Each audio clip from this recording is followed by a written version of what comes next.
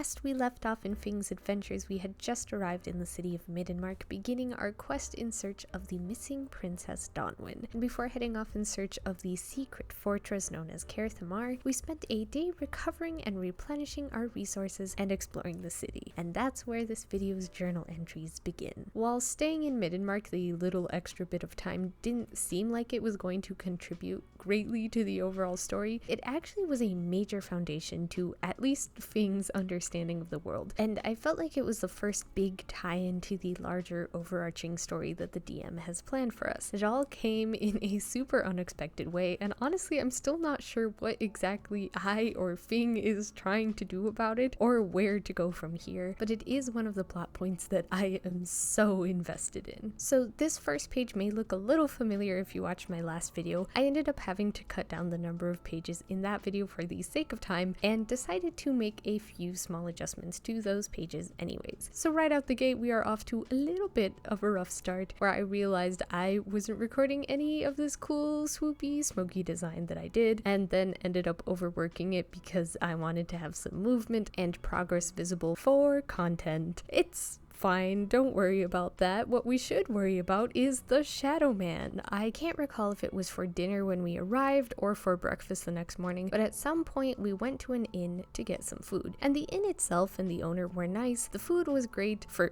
Fing, who successfully passed a constitution saving throw for the unique blend of spices. Everything was wonderful, except for the terrifying Shadow Man sitting in the corner of the room, putting off an incredibly bad vibe and scaring everyone away from the inn. But more about how that situation was resolved in a moment, because there were other stores that we visited around the Middenmark shopping square as well. There were people selling bulk mined ores and minerals, food, herbs, potions, herbs to make potions, but the most interesting shop that our group came across was owned by a goblin named Boggy, who sold a collection of interesting and unique magical trinkets. There was an orb that would replay your fondest memories, a knight chess piece that occasionally would softly neigh from time to time, pretty marbles that had little pictures of animals inside of them, cool shells, and armor that could adapt according to the will of the owner, within limits. We didn't buy everything that Boggy had to offer, but I bought a fair share of trinkets for being a little golden kobold with very few dollars to his name, which is why I decorated this page with some papers that you can flip through that kind of look like receipts from different places and people we encountered along the way.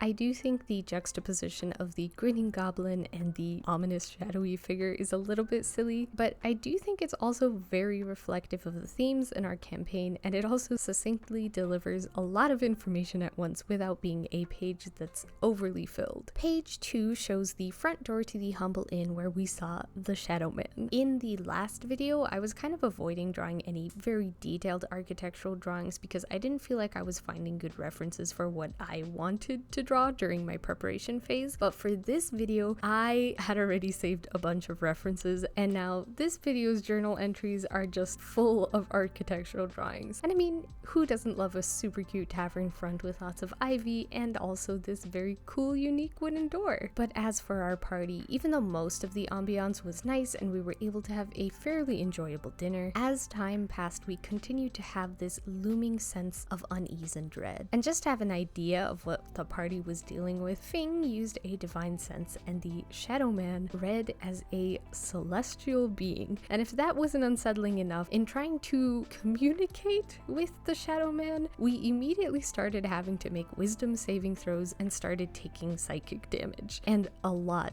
of damage at that. Fing may be a kobold, but as a paladin, he is on the tankier side of the party. And an unfortunate failed wisdom save took me very nearly down to half of my health, just being wordlessly in the presence of this being. So, instead of focusing my efforts on trying to persuade the Shadow Man to get out, I spent more of my time and charisma, which is a lot higher than my wisdom stat, convincing the stubbornly reluctant innkeeper to take his family and all of his belongings and get out of the place. And so we all did, and we left the Shadow Man behind, and unfortunately we were just not at a high enough level to do anything more for this poor inn. And obviously, the Shadow Man in the inn is quite a problem, but you know what's more of a problem? The fact that I drew and painted this very cute little cozy inn, and now I have to write Mountain Dew on the front sign because that's what the DM called this inn. Can you believe it? What has this world come to? And here is your monthly reminder that it is possible to iron paper, just be so careful about it. While I did iron it flat to prepare it to be glued onto its spot, I didn't glue it just yet because I wanted to work on the next series of pages first and wanted to make sure that the paint didn't bleed through. Pages 3 and 4 are dedicated to what has been a major turning point in the journey for the party, and especially for Fing. Fing's motivation as a paladin is not super traditional. His oath comes from a place of very intense fervor and believing, but not necessarily from any knowledge of what he believes in. It's a little bit of a joke, but in-game, whenever someone asks Fing which deity he's a paladin for, he says he's kinda still figuring that part out, but stopping at this location gave him something to at least work his way towards. So,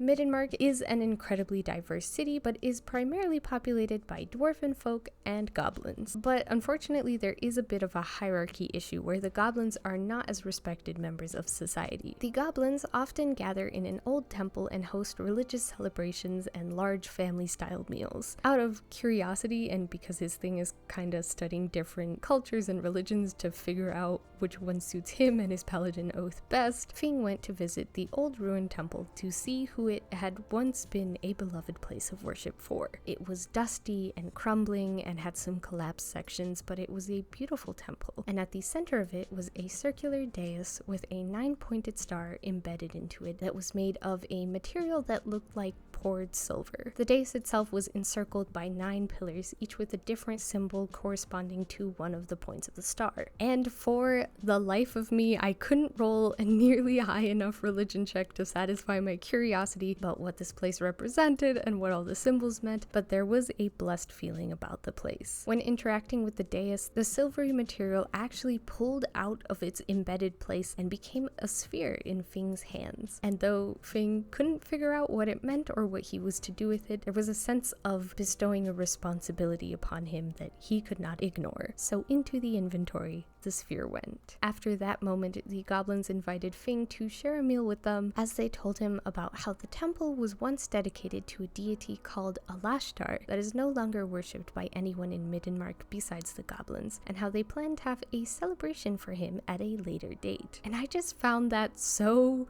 interesting. A missing deity, a being that was once worshipped, now reduced to rubble, and being called a false god by the citizens of Middenmark. And also one that has shown possible evidence of being very alive and who wanted something to do with us. Needless to say, I'm very invested and I can't wait to see what kinds of things that leads to. Alright, page 5 covers the new temple, the Temple of Demenos in Middenmark for the quote-unquote real god. Because our party had to leave so quickly, I didn't get as much information here as I wanted to, but I still wanted a quick look, and also I wanted to buy a dwarven dictionary so I could study a new language. This temple was very different from the temple to Alashtar. It was very well kept, with people at the doors taking tithes and donations. There were many decorations and statues and engravings. Everything was gilded in gold and glittering with gems, but the statue that stuck out most distinctly to me, or I guess Fing, was a large statue of a dwarven warrior known as Demenos, triumphantly standing over the body of a golden dragon that he had slain. And it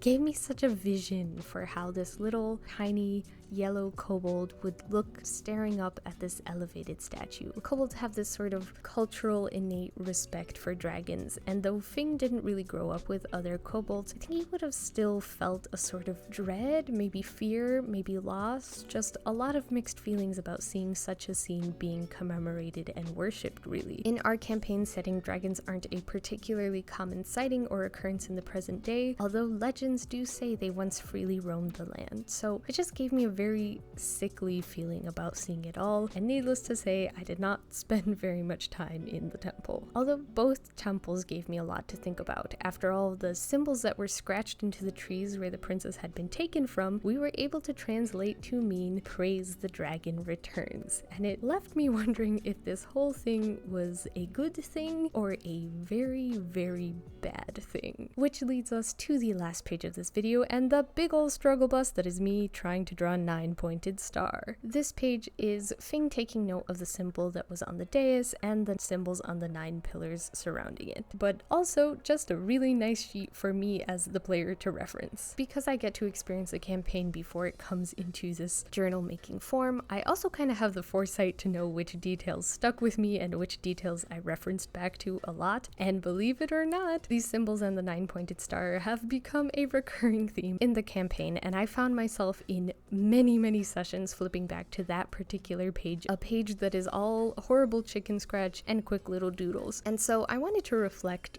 at least a little bit of reality in Fing's journal that he would be taking notes in. So obviously we have the star, but also more detailed notes of the symbols. So there was a pair of scales, a crossed sword and scythe, an hourglass, a skull, an intertwined sun and moon, a scroll, a sprouting plant, a heart, and a strange glyph that we couldn't decipher. Not only have these symbols just as a whole become highly relevant for the overarching theme of the game, it was nice to have a sheet for me in real life to look back on instead of my horrid little doodles lost in some page of a notebook that is actively falling apart. So, once again, it's mostly an aesthetic and practical journal that I'm just doing for fun, but it's at least a little bit practical. Also, I know the 9-pointed star, for all the measuring and planning that I did ahead of time, it's not great. It's very crooked, but in my defense, it was a lot harder than I thought to draw a symmetrical looking shape that has an uneven number of spokes. And also, Fing has literally been alive for only 5 years, so go easy on the little guy. But on that note, it is time for the reveal.